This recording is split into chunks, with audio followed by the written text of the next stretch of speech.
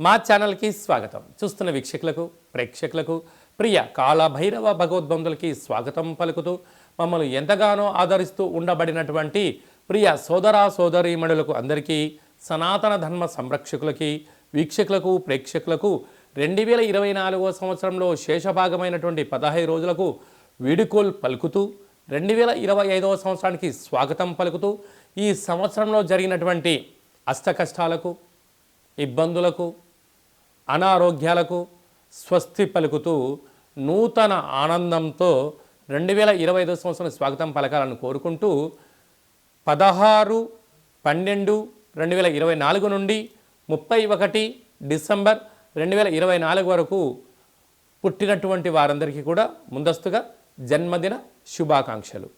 అలాగనే గతంలో వివాహం చేసుకున్న వారికి వివాహ వార్షికోత్సవ శుభాకాంక్షలు. ద్వాదశ రాశుల్లో గ్రహ గమనాన్ని ఒకసారి వీక్షింపచేద్దాం. వృషభ రాశిలో దేవగురు బృహస్పతి శత్రు సంచార స్థితి,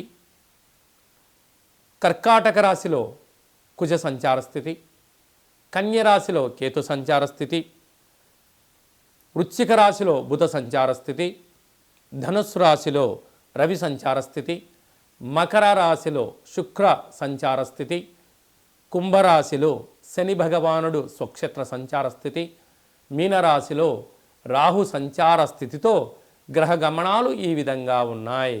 మీనరాశి వారు ఈ ఆంగ్ల సంవత్సరానికి వీడుకోలు పలుకుతూ నూతన ఆంగ్ల సంవత్సరానికి స్వాగతం పలుకుతూ ఏళ్లనాటి శని ప్రారంభ సంచార స్థితిలో ఉన్నప్పుడు, గ్రహ సంచార స్థితి అనుకూలంగా లేనప్పుడు ఎలాంటి విధులను పాటించడం వలన ఈ అష్ట కష్టాలకు స్వస్తి పలికి అష్ట ఐశ్వర్యాల స్వాగతం పలకాలో ఈ వీడియోలో సవివరంగా సంపూర్ణంగా తెలుసుకుందాం.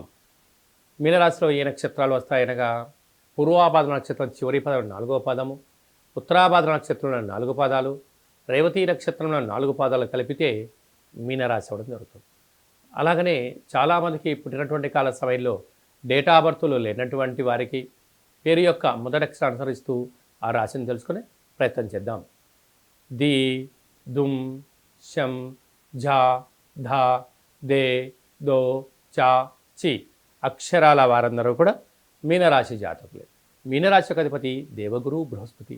వీరికి ఒకవైపు ఏళ్లనాటి శని ప్రారబ్ధ సంచార స్థితిలో ఉండడం, సంవత్సరపు ఆంగ్ల సంవత్సరంలో చివరి ఆదివారం సోమవతి అమావాస్యతో కూడుకున్న సోమవారము, మంగళవారం అమావాస్యతో కూడుకోవడం అవ్వడం వలన రాశిలోనే రాహు ఉండడం వలన అనేక శత్రు ప్రభావాలు పొంచి ఉన్నాయి.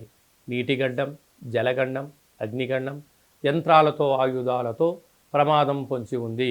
కనుక ఇలాంటి కాల సమయంలో ఏకాగ్రత, ప్రశాంతంగా ఉండడం, వివాదాలకు దూరంగా ఉండడం, ఎవరన్నా ఏదైనా అన్నట్లయితే కూడా మౌనంగా దాన్ని స్వీకరించగలిగినట్లయితే మంచి ఫలితాలు రాబోయే కాలంలో ఉంటాయి. ఆవేశానికి మీరు నిర్ణయం తీసుకున్నారా, అనర్థాలకు మీకు మీరే కేంద్ర బిందులు అయ్యే పరిస్థితి ఉంటుంది. రాశిలోని రాహు ఉండడం వలన, తృతీయంలో గురు సంచార స్థితి ఉండడం వలన మీ ఎదుగుదల కన్నా మీ దిగజారుతనానికి అనేక మంది విశ్వ ప్రయత్నం చేస్తున్నారు. కనుక ఇలాంటి కాల సమయంలోనే ఓపిక, పట్టుదల, సహనం, ఆధ్యాత్మికత, ఆరోగ్యాన్ని కాపాడుకోగలగాలి అని చెప్పి కూడా గమనించాలి. సంతాన స్థానంలో కుజ సంచార స్థితి ఉండడం వలన నూతనంగా వివాహమైన వారికి సంతాన యోగం, సప్తమంలో కేతు సంచార స్థితి, భాగ్యంలో బుధుడు, రాజ్యంలో రవి సంచార స్థితి, వ్యయంలో శని భగవానుడు స్వక్షేత్ర సంచార స్థితి అవ్వడం వలన అనారోగ్యము, వాహన ప్రమాదాలు, అనవసర ఖర్చులు పొంచి ఉన్నాయి.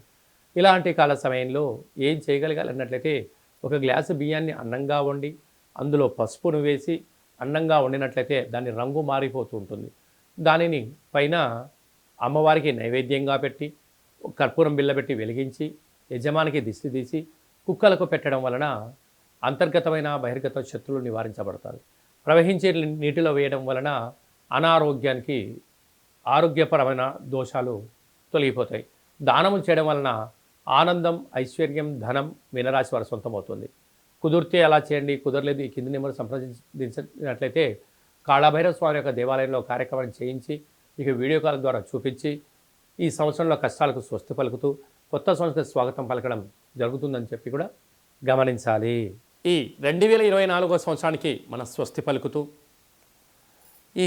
ఈ యొక్క ఆంగ్ల సంవత్సరంలో చివరి రోజు సోమవతి అమావాస్య, మంగళవారం అమావాస్యతో కూడుకున్నటువంటి అవుతున్నాయి. కనుక ప్రధానంగా మనము ఎలాంటి విధి విధానాలు పాటించాలో కూడా తెలుసుకుందాం.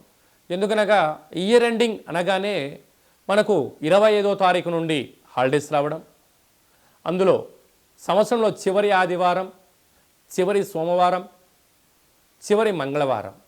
ఈ సంవత్సరం రాజు కూడా అంగారకుడే కనుక అలాంటి తెలుగు సంవత్సరాది పండగకు రాజు అయినటువంటి ఆయన ఈ యొక్క మంగళవారం అమావాస్యతో కూడుకున్నటువంటి పరిస్థితులు ఉంటున్నాయి కనుక వీలైనంత వరకు సముద్ర స్నానమని, దూర ప్రయాణాలని, ఆవేశభరితమైన నిర్ణయాలు కానీ దయచేసి ఎవరు కూడా ఎలాంటి ప్రయాణాలు పెట్టుకోకపోవడము ఉత్తమోత్తంగా భావించగలిగింది.